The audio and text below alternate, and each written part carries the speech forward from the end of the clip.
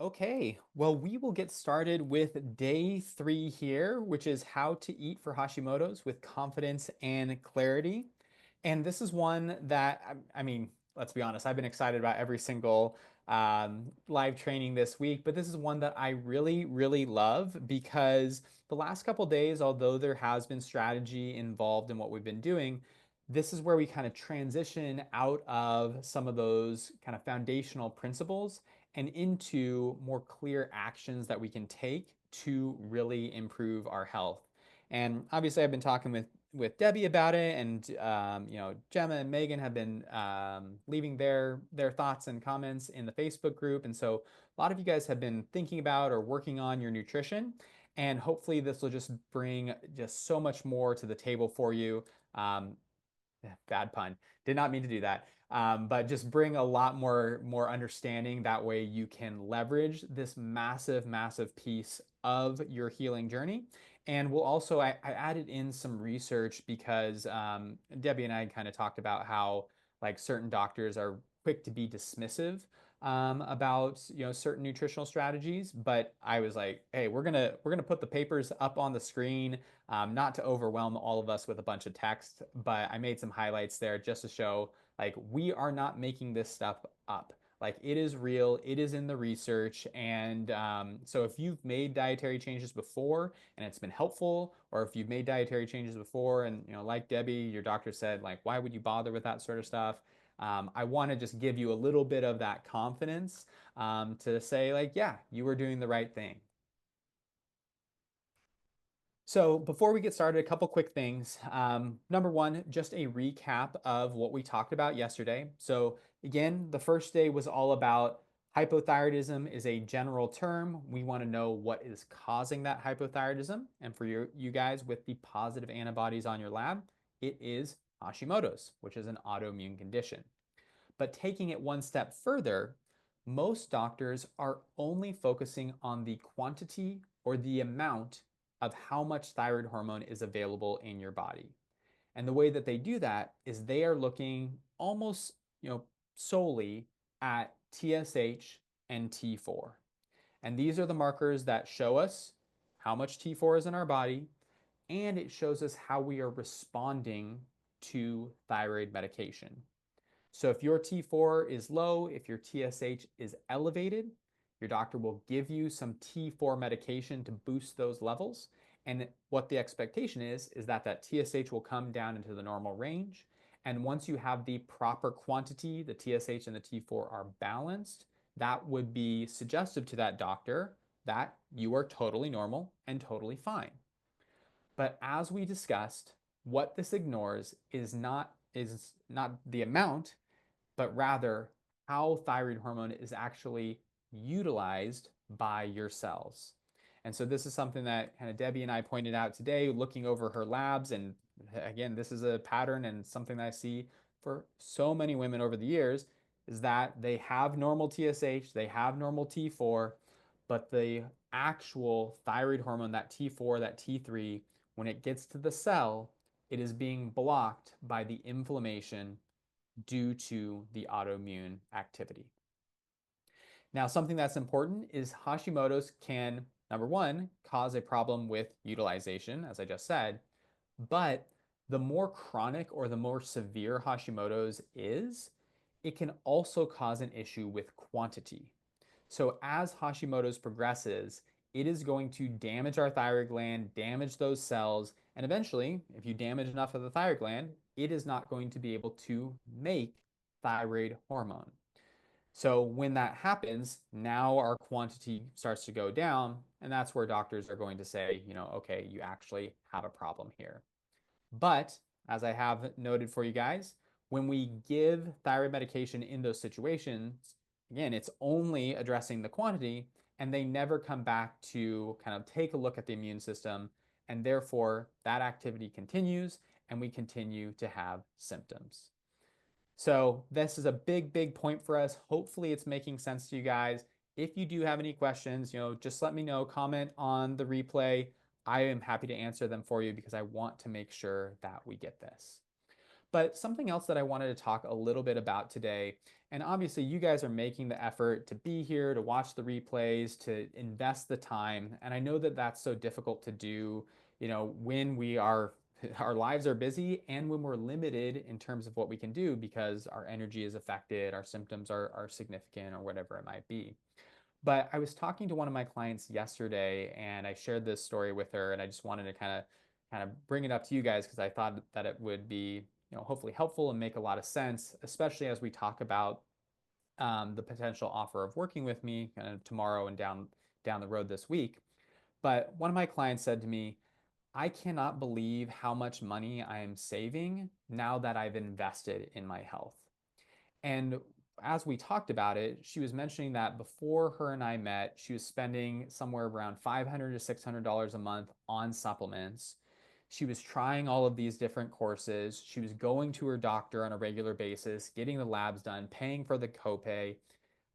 She also mentioned that she had to pay for extra childcare because she couldn't do it all the time because she was so tired, and she would almost have some of that childcare just so she could go and nap.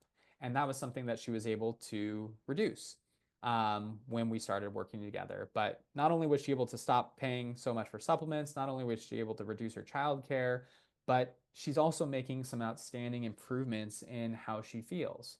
And what I told her is that, many times with Hashimoto's, it's almost like we have this roof that is leaking, and we're all just trying to patch one leak. And then next month we're patching another. And then next month we're patching another.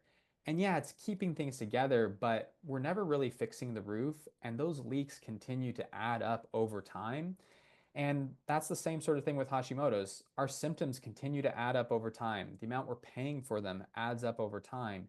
And, for my client, for many of you, it's also stealing away time that you could be doing other things. So you're spending all this time patching the roof, trying to keep it together, while you should be outside with your kids or going on vacation or, spending time doing things that you enjoy. And so the reason why I wanted to bring this up is because when it comes to Hashimoto's, we really want to have this comprehensive approach that allows us to replace the entire roof. That way, that roof can be stable, strong, able to withstand any weather that comes at us.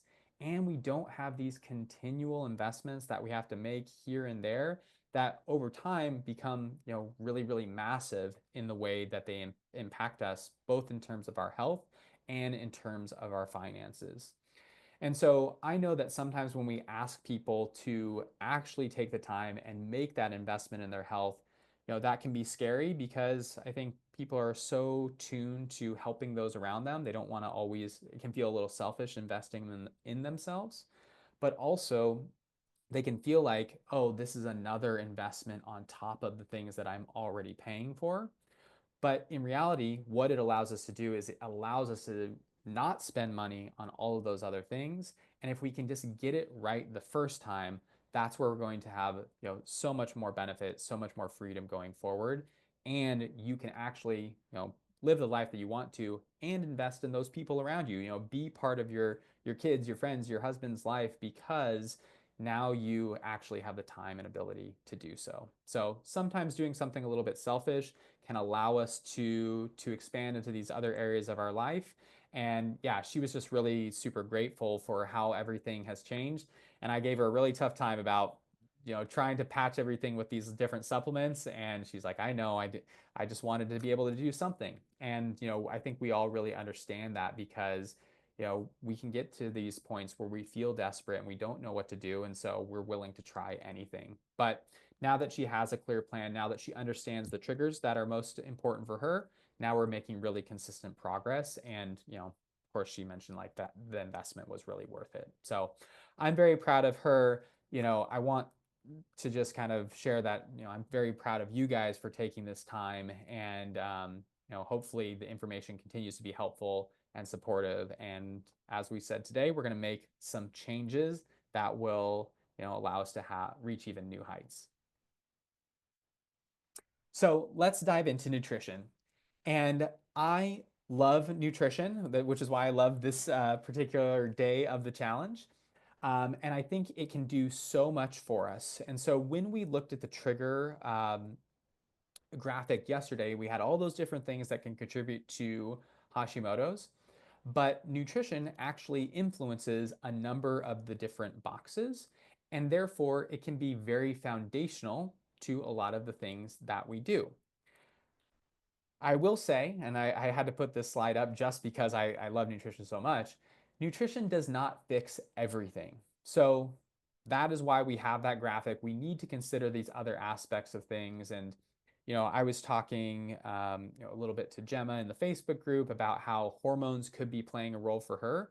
And so for certain people, certain individuals, sometimes hormones might really outweigh the impact of nutrition. And that might be where they need to focus their efforts. But with that all said, and as I said, nutrition affects multiple areas on that graphic. It really does help us to set a foundation for not only improving our symptoms, but if we want to do other strategies, allowing those strategies to be successful too. So it is not something that we ever want to skip. Now, when it comes to nutrition in general, I think a lot of times, people are trying these different types of diets and, okay, I'm going to go low carb or I'm going to go gluten free or I'm going to be vegan or I'm going to be carnivore or whatever it might be. And the interesting thing to me is that we don't always appreciate all of the things that are involved in a particular diet.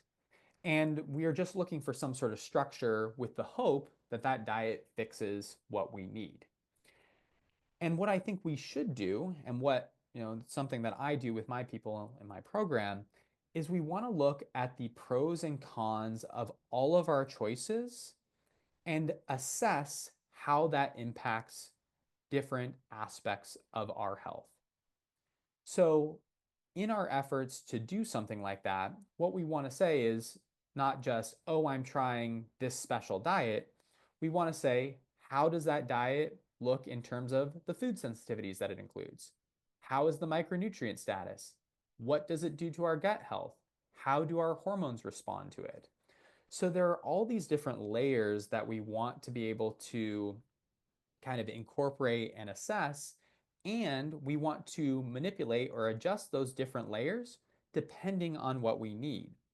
So instead of saying, I follow X diet, we might say, oh, well, I'm incorporating maybe we'll say for a hormonal response to food and blood sugar regulation, I'm utilizing a moderate carb approach, but I'm increasing my fiber level because that is helpful for my particular gut health.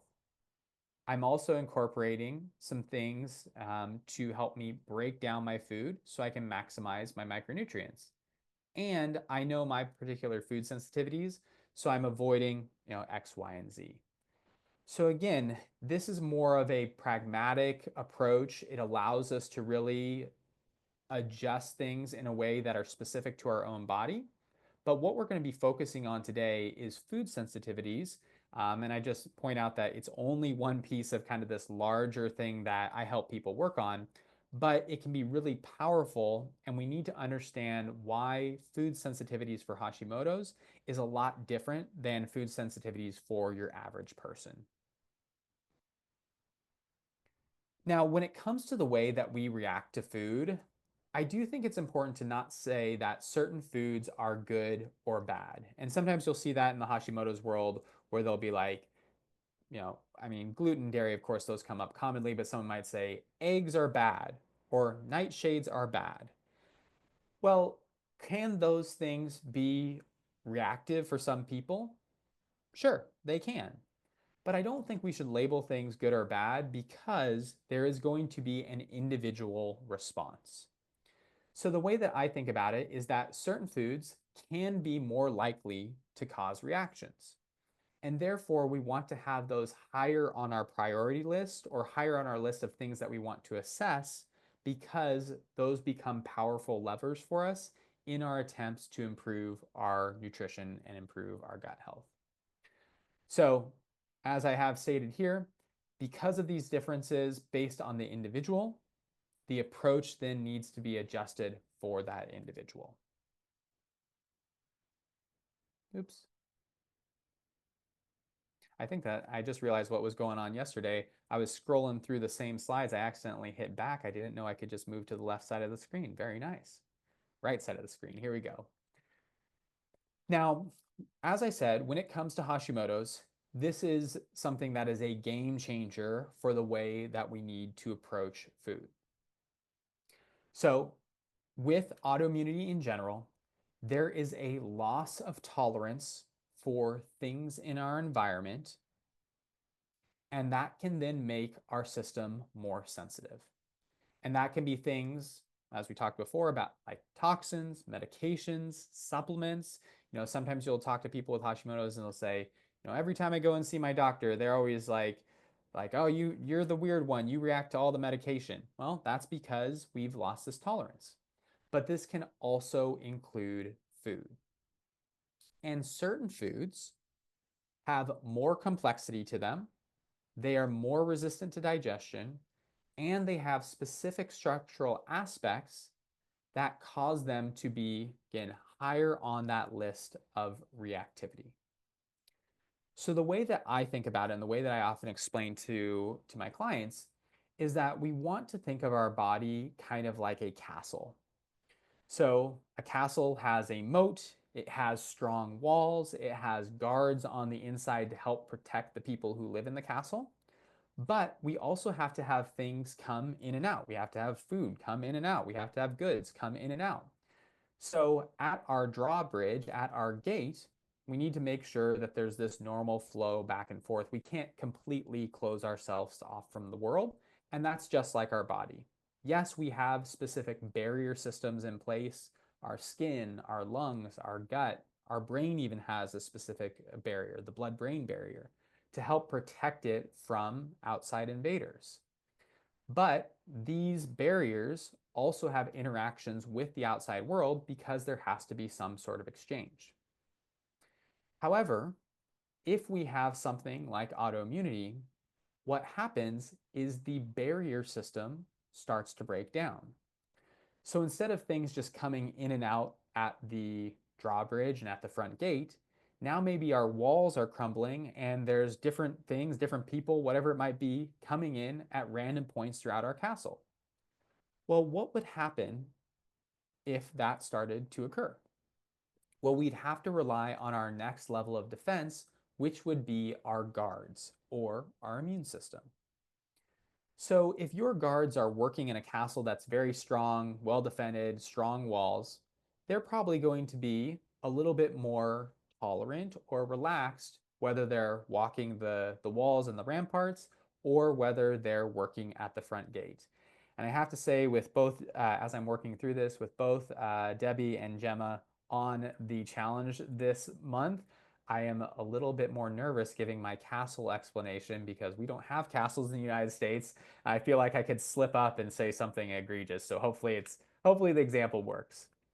But so if our walls are strong, our guards should be even keeled, if you will. But if those walls start to crumble, those guards are going to be much more reactive. They're going to be more sensitive because maybe they're walking down a dark hallway, and if they know that they're well protected by the walls and something moves, they'll think, oh, that was just the cat. But if the walls have crumbled, they might think, oh no, there might be an intruder in the castle, and I need to go defend the castle from that potential intruder. So, this is exactly how our body works. With autoimmunity, our walls, our natural barrier defense systems, they start to crumble. They don't work as well. And so our immune system becomes so much more reactive. Now, even if you have someone coming through the front gate exactly like they're supposed to, if they look a little bit strange or they're acting a little bit weird, well, your guard is much more likely to react in kind and have a more, maybe they call for additional guards to come down to the front gate and figure out what's going on. And so when we have foods that are more resistant to digestion and breakdown, more complex, that can look scarier to our system. Debbie and I talked about how sometimes, like with pesticides and different sprays, that can make foods look scarier to our system, and therefore we are just more reactive in general. So When it comes to making changes for Hashimoto's, as I continue to highlight this, and I haven't made a specific point about it, but I think it's so important because Hashimoto's and the memory of our immune system is something that we have to have some accountability for the entirety of our life to make sure that we're looking and feeling our best. We need to make sure that we don't get overwhelmed with the changes there that we're making because we want to have it be consistent for us for the long term. So when we're first making changes, we don't want to have this huge dramatic change in a way that maybe works for a 2-week reset or a month-long reset, but doesn't work for us a year, 5 years, 10 years from now. And the best way to do that is to focus on the most likely offenders first. Now, when it comes to Hashimoto's, and Debbie has done her research, she knows this really well, and I think some of you others have also been doing some reading.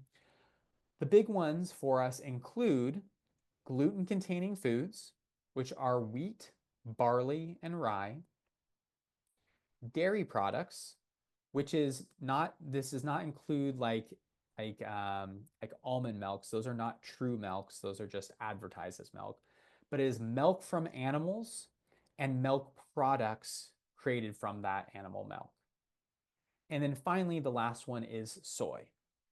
And with all of these particular foods, they have a different set of sort of complex protein that can make it difficult for our immune system to deal with and manage, and it is more likely to create an immune response. Now, the key here is not doing things in moderation. Oftentimes, when it comes to nutrition, it is so common that people are told, oh, don't have too much of that, or limit your sweets. And while that has some bearing on the things that we do, it's not entirely incorrect. It is a completely different shift that we have to have when it comes to this sort of immune system reactivity. So instead of focusing on the amount, it's kind of funny, I'm so much amount bashing this week, but instead of focusing on the amount that we're eating, the key is limiting the frequency of exposure to these foods. Because even if we are exposing ourselves in small amounts on a regular basis, your immune system is going to continue to be triggered, and it will prevent the immune system from ever being able to normalize. If we can do this in a successful manner, then it is going to be something that is much more advantageous for us in terms of assessing all of the other triggers that we are trying to deal with, and also assessing how we need to further adapt our diet to best support our body. So what I mean by that is, sometimes people say, oh, well, I know I potentially have some food reactions, and also I really need to work on improving my sleep, some simple kind of foundational aspects of their health. Well, it is possible that if we can get this exposure of inflammatory foods down, well, it's possible that our sleep looks much better on the back end. So that's what I mean by kind of assessing how we need to respond to those other triggers by getting our immune system calm, allowing it to normalize, allowing it to heal. Some of those other things just start to improve on their own because they're connected to our food reactions, and therefore it simplifies our process and we don't have to worry about it. The other thing is that we can, as said, adapt our diet as needed. So if you remove these kind of primary culprits or primary suspects, and then you realize, oh, I thought I was reacting to nightshades or eggs or almonds or peanuts or whatever it might be. But now because my bloating is better, my digestive pain is better, my energy is better, my focus is better. All these things have improved just by making these first key adjustments. I thought I was having problems with those other foods, but I'm actually not. It was just a knock-on effect because my gut was so unhappy with me. So now you can experience or follow a more relaxed approach to your diet without worrying about those other foods. Now, to flip that on its head, Sometimes people will remove these more common triggers and they will continue to have gut issues. Well, in that case, it might be appropriate for us to either follow a more restrictive diet for a period of time, and or we may need to provide some additional support to our gut health because that can often get disrupted over many years of reacting to these foods if it wasn't something that we are aware of. So you can see how making these initial changes very methodically and easily leads into these other aspects of our health, and we can attend to it as needed and attend to it in a way that feels good and feels sustainable. Does that make sense, Debbie? Does that land for you? Okay, great. So, as I said, so much of our food that we talk about is all about this amount, and people will sometimes kind of follow this idea of like a little bite here and there isn't going to hurt me. But with autoimmunity, as I said, frequency matters much more than quantity. And if we don't do things that allow our immune system to calm down, if we do things that allow our immune system to continue to be triggered, then we can't get that normalization and regulation that we want. Our guards are going to continue to be sensitive at our gate. We want them to calm down and allow for normal passage of goods and foods in and out. But this is one of the big reasons why people can often feel like they're stuck because they'll say, yeah, I removed gluten from my diet, but I'm not seeing much improvement. But when we dig into it a little bit further, we find that actually they're including it on a regular enough basis to where their system is not calming down. So, something that I like to think about in terms of the way that our immune system can be healed or the way that it can't be healed is to think of our immune system like a smoke alarm. So, having that bite here or there is kind of like lighting a single match. Now, lighting a single match by itself isn't going to be much of a problem. It's likely not going to, it's not going to burn the house down, but it is enough to trigger that alarm. And if we continue to light matches day after day, that alarm is going to continue to sound. And again, whether it's the guards at our front gate or our reaction to our food, the immune system is going to react to those repeated food exposures. And therefore, the solution to this isn't always necessarily perfection, but it is consistency as much as possible, especially in those early stages. Now, with that in mind, you know, sometimes when I'm providing structure or answers for people, it can be, we always want to do our best and we want to adhere to those strategies. And I do think the better that effort we can put in, the better results that we're going to get. But I also think that there's a lot of fear around food when it comes to Hashimoto's. And I think if we're going to create an environment that allows you to have success with your health, but also not over stress about your food, we need to understand that there are going to be situations where food is not always perfect. Maybe we have ribs with a marinade on them that we didn't know had some gluten in it. Um, I mentioned my trip to France already today, but I was in France and I remember I was staying at a bed and breakfast, and the owner of the bed and breakfast was very adamant that I had the coffee that they had prepared for them. Well, I'm not a coffee drinker, but in that situation, I didn't want to create an international incident between the United States and France, so I drank the coffee. It was a gamble on my part because we were spending all day on bikes and I wasn't sure how that was going to go. But the point is, sometimes people are being polite, sometimes people are making food for us, sometimes we don't know. And what I want you to understand, I want you to be aware of is that is okay. If we can build a really consistent foundation for you, and if we can be consistent in the beginning, what that is going to allow us to do is it is going to allow our system to heal and become stronger and stronger and more resilient.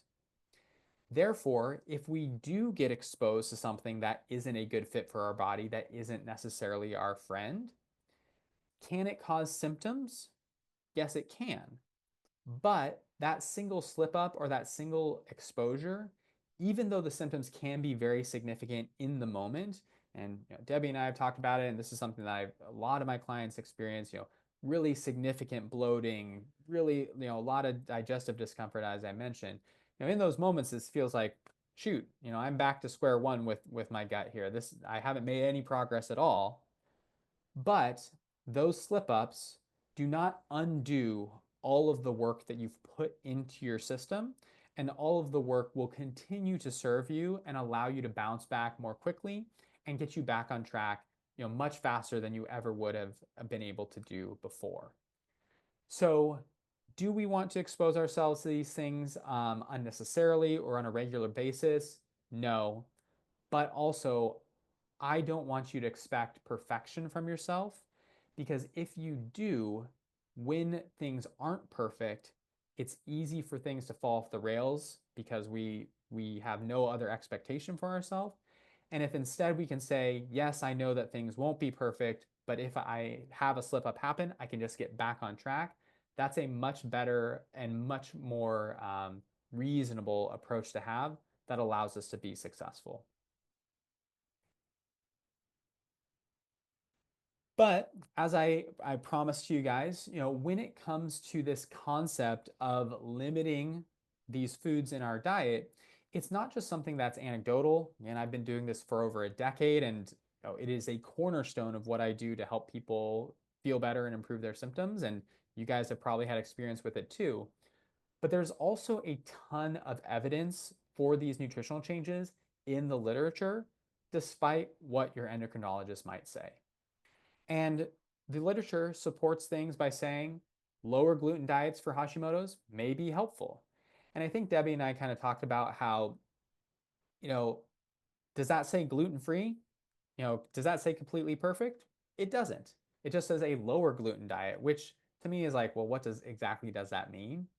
But the reason why I like to include that particular phrasing is because even if a doctor who, maybe your doctor of long that you've been seeing for a long time isn't willing to really move much on these other ideas that could be helpful, or they really think that medication is the only way to address it, you would hope that they could look at something like this and say, yeah, it's not conclusive, but I know that you're still having issues, so maybe something like this could be an option for us.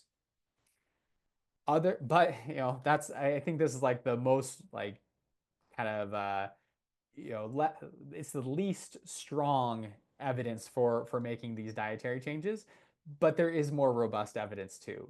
So we see things like gluten-free diets have been shown to lower TSH, improve T4, and reduce antibody levels.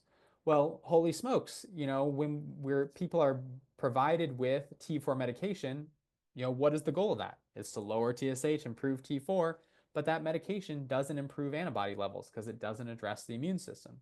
Well, if we can just address the immune system in one of these ways, now we can see improvements in all of these areas. We don't necessarily have to rely on medication. And what is happening here, and the reason why this is improving the TSH and the T4, is because if we can take that pressure off the immune system, that means our thyroid isn't being attacked and it can start to produce more hormone on its own naturally. Very cool stuff. The other thing that we see in the research is that we know autoimmune conditions can cluster in individuals. So they can cluster in families. It's very common for people to have parents or sisters or aunts or uncles that have autoimmune conditions, and you may be experiencing that too. But they can also cluster in individuals. And although not everyone with Hashimoto's has celiac disease, they do share many of the same genetic markers that may predispose them to sensitivity. So again, not saying that someone necessarily has a response to gluten that would be the same as celiac disease, but it's something that should be considered. And finally here, I was joking with Debbie. She had great questions during the coaching today that led into a lot of what we're talking about. But we know that you do not need to have celiac disease to have problems with gluten.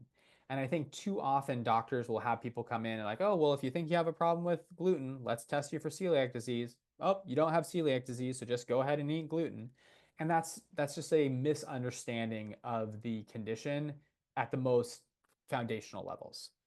And one example that I like to use is this concept of gluten ataxia, which is a cause of cerebellar ataxia. So, without getting into it too much, our cerebellum is the part of the brain that controls and coordinates our movements, and that could be my movements of my hands and my feet, but it could also be the movement of my mouth and my eyes. And so, therefore, it's heavily involved in our ability to balance and move through our environment. But with gluten ataxia, these people do not have celiac disease necessarily, but when they eat gluten, the immune response attacks their cerebellum and leads to ataxia, which is an incoordination of movement, because that is the function of the cerebellum. So, this is just a very clear example in the research that eating gluten can lead to changes in brain function independent of celiac disease. And I wish more doctors were aware of it because I think it's just a great example of how these things are a little bit more complex than just testing to see if someone has celiac disease. So again, I promised you guys a lot of text. If you want to go back and kind of pause these things, you're welcome to do so. But this is just support of what we've already been saying. The effect of the gluten-free diet on autoimmune thyroiditis, Hashimoto's, and the progression of Hashimoto's in patients with no symptoms or histology of celiac disease, a meta-analysis. So we love meta-analyses because it is a combination of a whole bunch of other research papers kind of put into one. It gives us more concrete evidence. And what is the effect of a gluten-free diet on Hashimoto's for people who don't have celiac disease? It's just a fancy way of saying that. Well, our results indicate a positive effect of the gluten deprivation on thyroid function and its inflammation. So, very cool, right? And this is again without people, so chronic autoimmune thyroiditis and no symptoms or histology evidence of celiac disease. Additionally, we also see that every fifth person with celiac disease, so this is kind of working in the opposite direction, also has chronic lymphocytic thyroiditis. So this is Hashimoto's here. So what that means is that not all people with celiac disease, but 20% of people with celiac disease also have Hashimoto's. And I think that is a great piece of evidence to say, well, these situations are likely linked. So why isn't it possible that for people with Hashimoto's, that they could also have a problem with ingestion of gluten? And then I wanted to make a note here because I don't know if this is a problem for any of the women who are attending this challenge, but it's something that does come up.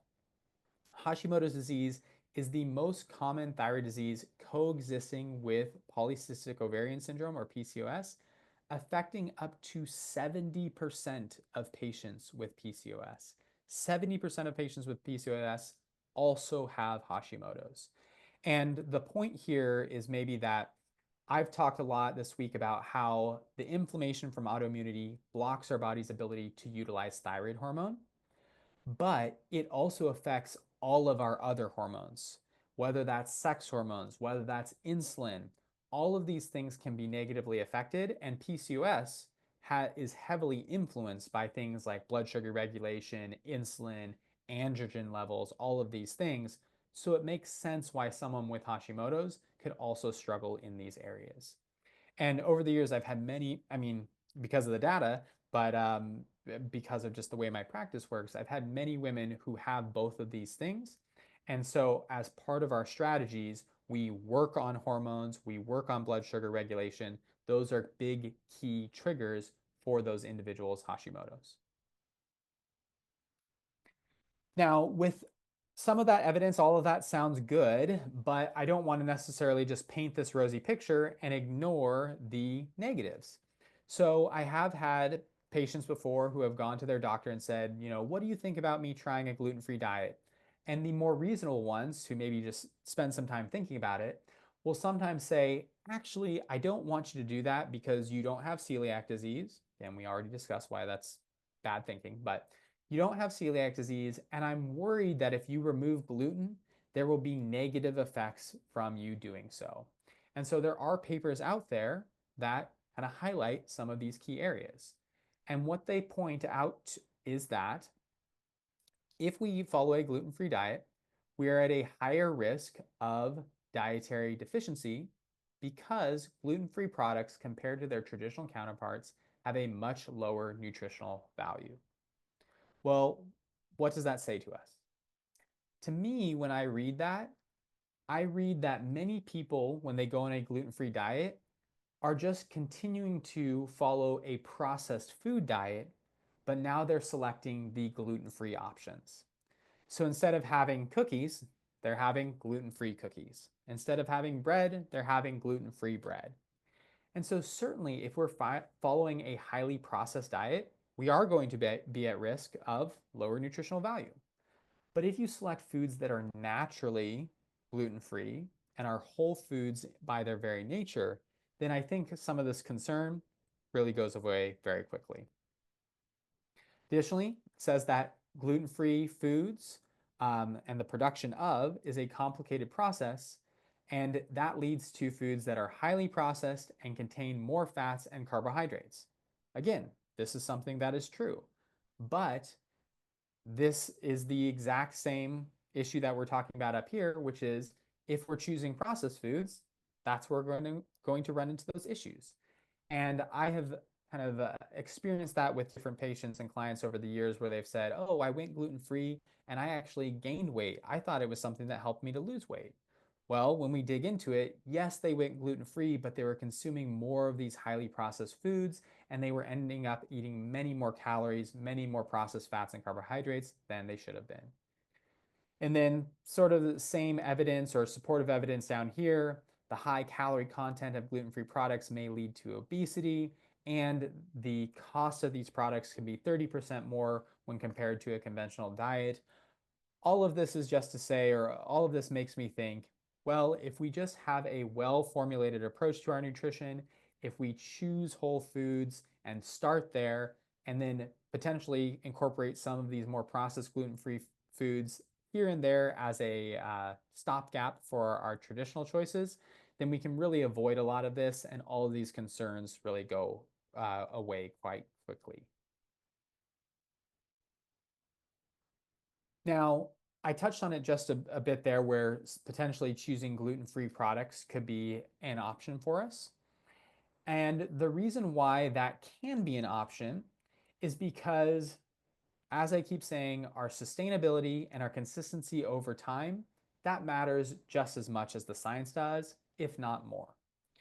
And so when it comes to the foods that we're choosing, I don't want you to feel like, oh, I'm giving things up. I want you to think about what you're actually gaining in regards to your health, in regards to your life. And I also want you to gain information and understanding and awareness of how you respond to these different foods. Because if we know how a food makes us feel, then you can choose how you want to interact with that food. And as I say, that kind of freedom is much more powerful than any singular diet plan.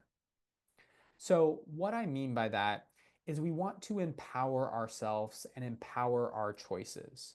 And different people are going to have different ways that they approach this. And there is no right or wrong answer as long as you're improving your health and it's enhancing your life in a way that feels really good to you. So, someone might say, when I eat gluten or dairy or soy or whatever it might be, I know that it makes me feel awful in whatever ways.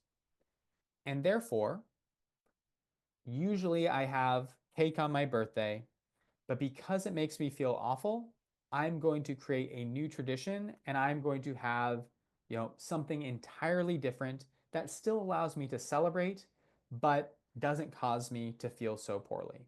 That could be one way that we approach things. Another person might say, yes, this food makes me tired or makes me symptomatic. This cake makes me feel symptomatic, but I always have cake with my mom on my birthday. And to me, having that memory is more worth it than how I'm going to feel tomorrow. So, both situations, different outcomes, different choices, but they're making those choices from the same spot in that they know how the food makes them feel. And so, as I say, either one is valid. as long as you are making the choice. Because I think so often people are they don't know what's affecting them. They don't know how foods are making them feel. Things can feel very random, and because we haven't done a good job of addressing or identifying how those foods interact with us. But we want to get you to a place where, again, you're empowered, you're in control, because I know that you guys are, many times so in control of all these other aspects of your life. I want you to be in control in all areas, including your health, including your food choices. But the last piece that I want to kind of attach to these choices that we're making is it is important to understand the difference between active healing and active care plans versus what long term living and consistency looks like. So, when we are first making changes and we're in that healing phase, it can be very helpful for us to have much more structure, much more intention with what we're doing. Because, as I said before, that is going to get us better results faster. And if I can get you feeling better as fast as possible, that is what I want. I want you to start shedding the weight and the symptoms of Hashimoto's. But as you progress, as things stabilize, as your immune system gets more tolerant, more resilient, as the walls of your castle become more, healed up and stronger, it is okay for you to make more personalized, flexible choices. So maybe your diet expands, and before, again, you weren't having certain types of nuts because they bothered you, but now that's something that's okay. Or maybe you decide that on the special occasion, you're having a food that doesn't necessarily align with your typical plan, but you can tolerate it much easier and you're able to get back to your usual choices and you feel really good doing that. So, whether it is that healing phase, whether it is that long-term phase, it's not about restricting ourselves for forever. It's about knowing what works for your body and then opting into those choices. So when it comes to the big picture, what we want to do is we want to first calm our system, manage our triggers, reduce that inflammation. Once we do that, it is going to become much more clear how we respond to certain foods, what areas we need to focus on, what other triggers need to be attended to, and what the next step in our plan should look like. Once we get there and once we continue to stack those strategies, stack those improvements, we can then choose with confidence whether it's our food, whether it's our exercise, whether it's how late we're staying out at friends, whatever it might be. We know how our body is going to respond, and therefore we are in control of all of those choices. So, to quickly summarize our day, you do not need to eat perfectly, but you do need to stop constantly exposing yourself and exposing your immune system to foods that are keeping you inflamed. Are there more pieces to this nutritional kind of overhaul? Yes, there are, but this is a great place for people to start, especially if it isn't something that they've been experiencing or experimenting with, and or maybe they have been experimenting with it, but they haven't been consistent. From there, what we want to do is incorporate these other aspects of our diet, looking at our nutrient levels on our labs, assessing our hormonal response to the foods, providing support to our gut health and helping that heal. And that way, all of these things can work together and advance our health in the most kind of efficient and functional way. But as I've been saying, the right diet and the right approach to our nutrition doesn't just reduce symptoms, it also reveals what your body truly needs, whether that's assessing other triggers or assessing other aspects of our nutrition. And when we have this clarity, it gives us so much more power. Power to heal, power to feel like yourself again, and this massive aspect of needing to, we don't need to guess anymore with our food, and that can reduce a huge stress burden for so many people. So what we're going to do tomorrow is we are going to take some of these strategies that we've talked about today, and we are going to once again build on them and advance on them. And we're going to talk about other natural support strategies that, yes, can sometimes take work and effort up front, but actually gives you a ton of your time back and therefore allows you to enjoy all these other aspects of your life that we want you to be able to enjoy. And as I noted for you guys there, this some of these shifts that we're going to make and some of these shifts in the way that you think about it can really change your healing for forever. Lastly, I don't know if everyone managed, I didn't get a chance to check, but I don't know if everyone saw these. But I did send out an application this morning for people who are interested in potentially working with me, looking for that deeper support. So if that is you, make sure you check your inbox because after tomorrow's session, after our Thursday session, I'm going to have a special breakout room for people who applied. So if you fill out the application, it just guarantees you the opportunity um, to listen to what we have to talk about in the breakout room, which is this. I've put together this super incredible offer that I have not done before. And again, you guys have been super engaged, following along with replays, watching all of the content. And so, this is just one bonus or one reward that I want to provide you with. I did want to mention that when it comes to the offer room and comes to some of the programs that I have available for you guys, people have asked me before, what does that entail? What does that look like? All of those things are going to be covered. But to be, totally transparent, yes, there is a time investment in it. Yes, there is a financial investment in it. And, people will say, oh, well, sometimes you just want people to sign up because, this is how you make money. And it's true. Like part of my job, part of providing for my family is serving my people that I work with, having people in my community, having people that I work one-on-one with. So I'm never going to hide that. But also the reason I'm able to offer these types of things to people is because I believe in my programs, I believe in what I do, and I believe that when we do these things right, and hopefully these are things that you've been learning this week, we can have these really outstanding transformations with your health. And this stuff is stuff that lasts you for the rest of your life. So if you have any questions about that, be sure to let me know. But kind of our final takeaway from today, remember, even though we can sometimes feel stuck with our health and nutrition, sometimes we just have to send a new message to our body. So make sure we are sending that proper message. I think I said finally twice already, but finally, our homework for today is I want you to post one way that you are going to change your nutrition moving forward with the goal of helping to reduce inflammation and support your immune system. And for you, like Debbie, I know that some of the things that we talked about today, you've already incorporated some of those things. So if we need some ideas coming up with like a little bit more advanced strategies or anything like that, let me know. I would love to chat over that with you too. But if we have any questions for today, Debbie, you can hop on, you can comment in the chat, unmute yourself if you need to. Or as yesterday, you can give me the thumbs up and we can wrap up for today. All right, Debbie's giving us the thumbs up. As per usual, looking a little bit toasty. It's getting late. We went over all of her labs in the VIP coaching, which was a lot of fun. If anyone else, I think I mentioned this yesterday, but if anyone else is watching the replay and also wants to get some feedback on their labs and get some of those things audited, you can definitely send me a message, send me an email.